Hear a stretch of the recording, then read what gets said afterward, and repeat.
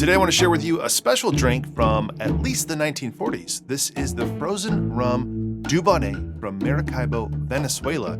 The original drink was created at the Café Plaza and is officially called the Frozen White Rum-Dubonnet or Ron Habañero Dubonnet Helado. Dubonnet is a French aromatized wine created in 1846 by a wine merchant, Joseph Dubonnet, originally developed to make quinine, which was used by French soldiers as protection against malaria, more palatable.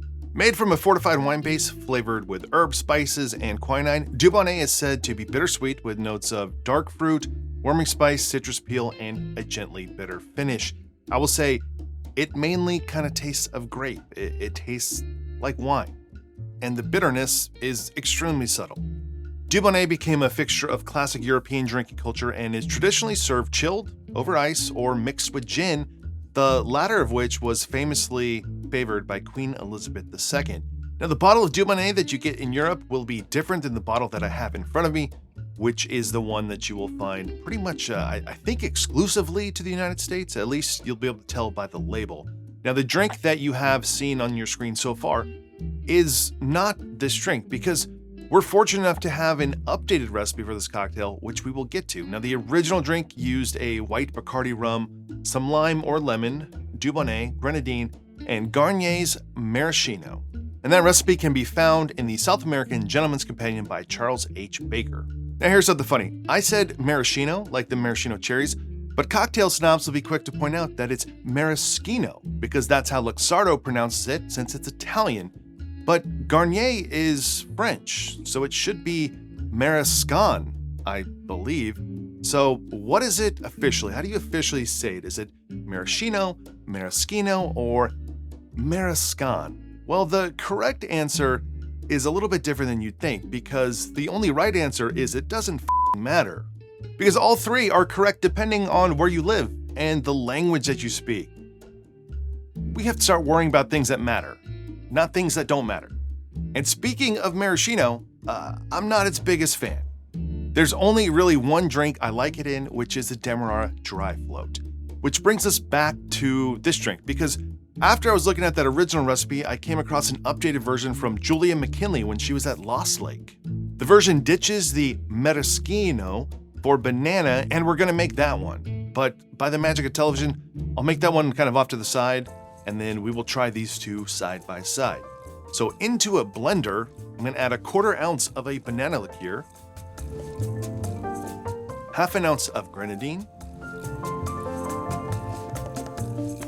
3/4 ounces of lime juice, 3/4 ounces of a Jamaican overproof rum. Now, Jamaican overproof means a white rum, something like Ray and Nephew, Rumfire, or Worthy Park, or similar. 1.5 ounces of Dubonnet, and 1 teaspoon of sugar.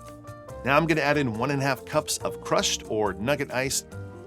And while I forgot to press record, I did put in 1/4 teaspoon of xanthan gum, just to keep it more incorporated, but that is an optional step.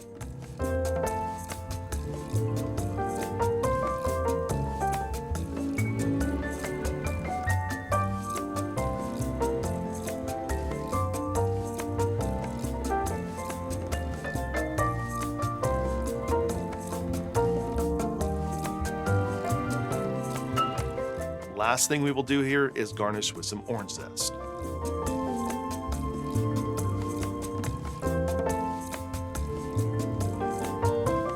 So there you go, the Dubonnet Frappé.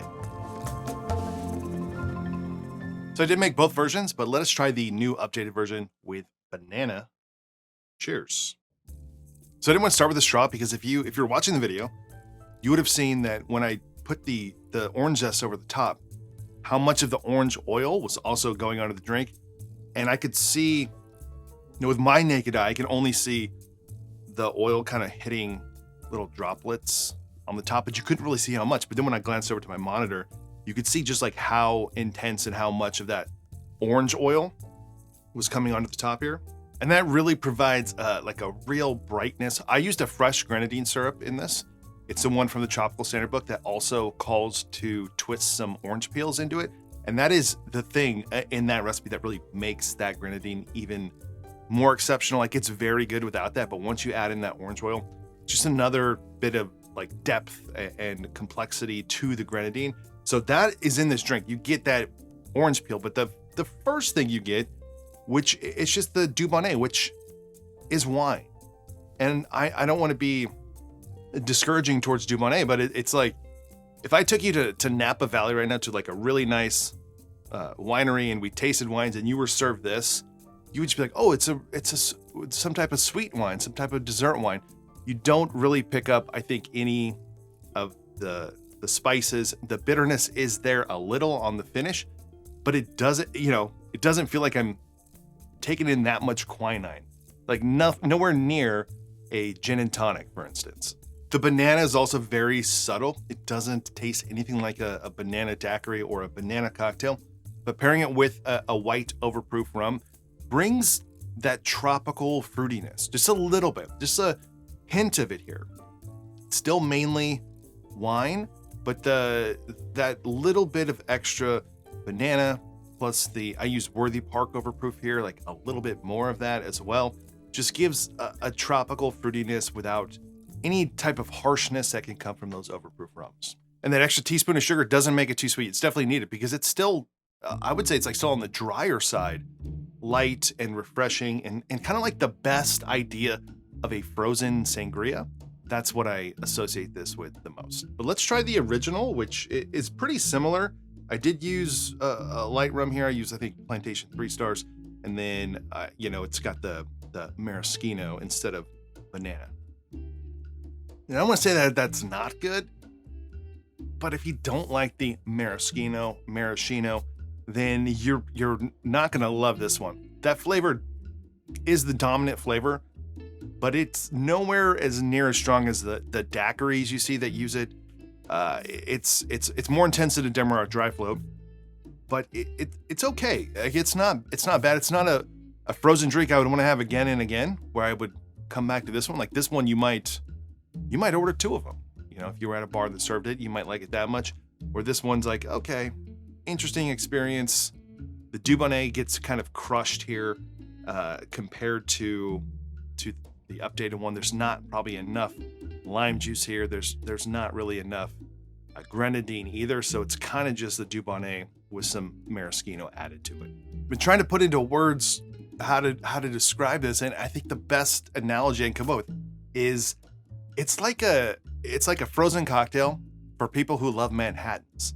It doesn't taste like a Manhattan, but if you love classic cocktails, if you like exploring those old recipes that everything's served, either in a champagne glass or a V-shaped martini glass, if those are your styles and you don't like things that are too sweet or too fruity, then this does work because it has that sort of wine-based, it's not vermouth, but wine-based aperitif, and similar, a little bit similar to vermouth, but not that much. But if you like those flavors, those darker, jammy flavors, then I think you're gonna love this. So there you go, folks. The Dubonnet Frappé, an updated version of a classic frozen cocktail, and I think the updated version is just so much better. If you end up trying this, let me know in the comments below or tag me on Instagram because I would love to know what you think about this one as well. If you enjoyed this video, please give it a like below, consider subscribing to the channel, and if you want to support this channel more, go check out my Patreon page. Otherwise, I will see you on the next one.